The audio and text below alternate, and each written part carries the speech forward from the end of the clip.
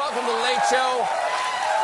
I'm your host, Stephen Colbert. I'm so glad you're here in the studio. You're here out there in the audience watching us from home.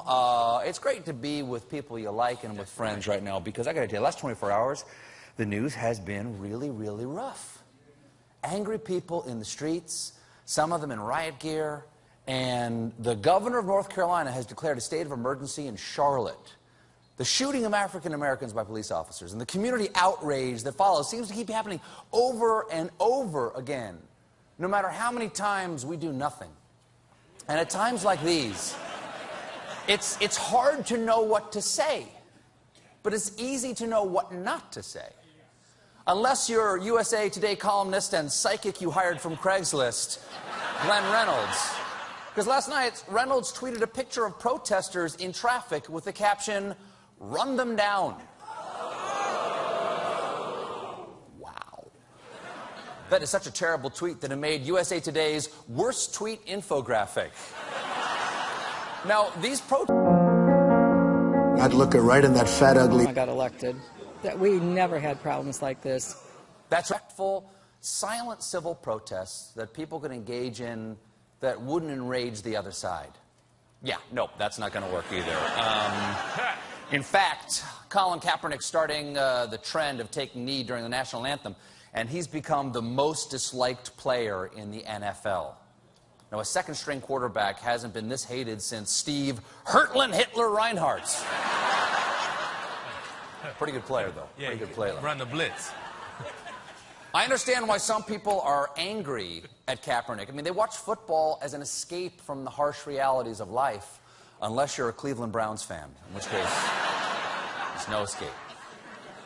Well, in the face of continued heartbreaking racial strife, all eyes turn to civil rights icon, the Reverend Dr. Donald Trump.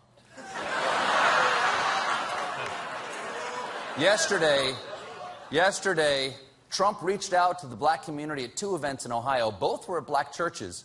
Fjord, Norway.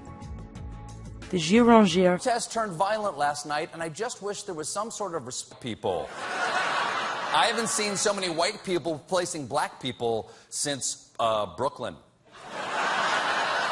And last night, it's a lovely community. It's a lovely community. And last night, in a town hall, Trump offered a solution to black-on-black violence. There's been a lot of violence in the black community. I want to know, what would you do to help stop that violence, you know, black-on-black crime? Right. Well, one of the things I'd do, Ricardo, is I would do stop and frisk. I think you have to. That's a bad idea, okay?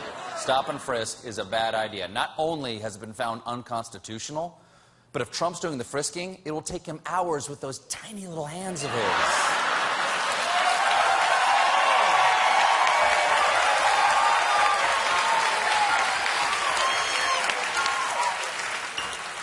There's been a lot of racial unrest recently, and you'd have to be an idiot to think you could pinpoint a single cause for it.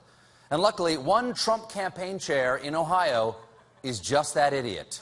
If you're black and you haven't been successful in the last 50 years, it's your own fault. I don't think there was any racism until Obama. Whether you want to see the fjord from a boat in the river or make the trek. Well, one of them was technically a black church, but it was filled with white. Right.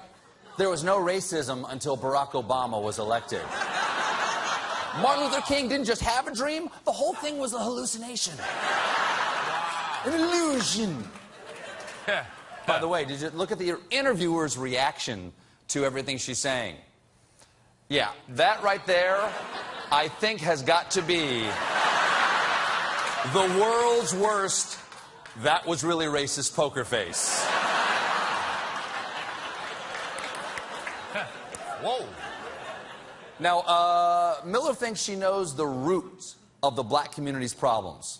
We have 3 generations of all still having unwed babies. Shameful. Unwed babies. Babies who aren't married. You should always marry your baby to another baby on the day it's born. That way they always remember their anniversary because it's the same as their birthday. Come on! Now say hi to John Baptiste and stay human, everybody.